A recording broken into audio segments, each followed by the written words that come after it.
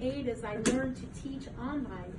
And so it's taking the wealth of knowledge that's been developed, for instance, here, and learning how to share it in the world and to build bridges so that we can learn together, collaborate together, and give value to this important topic, for instance, of anthropology and medical anthropology today. So thank you so much for coming, and it's very exciting for me to finally come back after all of these years in Switzerland and have the opportunity to explain what I've been doing, which is often very difficult to explain. So bringing it home, or homing into Creighton for me, has been this wonderful opportunity.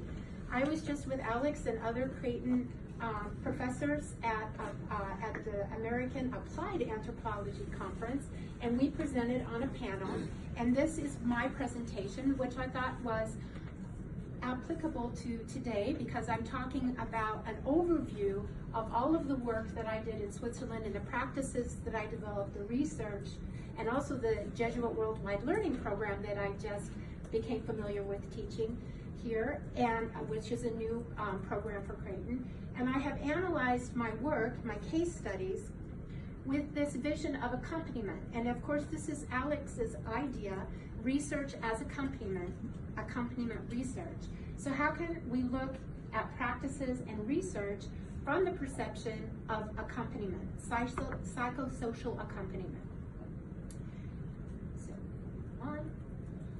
So I'm first going to explain about my mediation case studies and action research in Switzerland that has provided examples of accompaniment in relation to marginalized groups.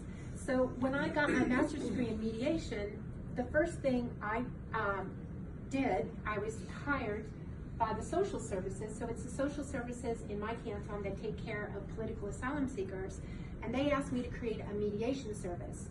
And so I had that job to create it from scratch. There was not an example. So I used Mary Pfeiffer's example, who wrote In the Middle of Everywhere. She's a professor that lives in Lincoln, and her work was an inspiration for me to see how you could create a therapeutic space that would be adapted to the needs of political asylum seekers, and that we would not use classical models of psychoanalysis, but that we would adapt our services by using mediation to facilitate the different conflicts that were within the system, within the families, and of course very linked to the background of all of these political asylum seekers that have gone through traumatic situations of war, migration, and then of course the homesickness element of not being able to go back, and how foreign everyone thinks things seem with the food. It begins with the food, and it goes into housing, it goes into schooling, and the misunderstandings. So trying to deconstruct the misunderstandings, and in that process, I wanted to learn how to prevent the conflicts I was seeing. So not only was I the mediator, but I was the welcoming session person. So I would organize the welcome sessions for all of the new political asylum seekers and show them a film and explain how the system worked.